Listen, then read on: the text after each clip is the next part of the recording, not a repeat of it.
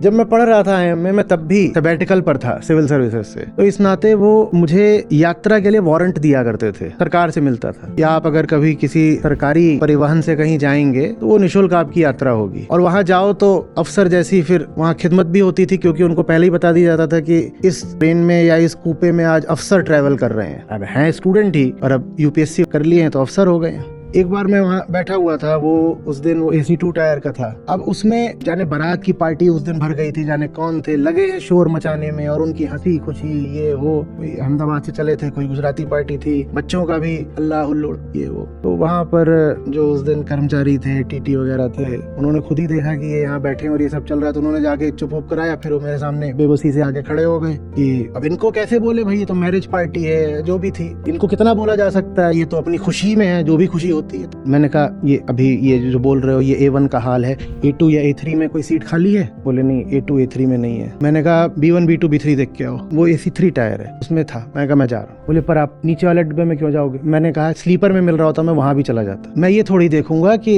इसका टिकट 1600 का होता है और उसका 800 का होता है। मैं क्या देखूंगा? मैं अपनी शांति देखूंगा ना। 1600 वाले में अगर शांति नहीं मिल रही है, 800 वाले में मिल रही है, तो 800 वाला ज्यादा अच्छा है, मैं उसमें चला जाऊंगा। छोड़ दिया।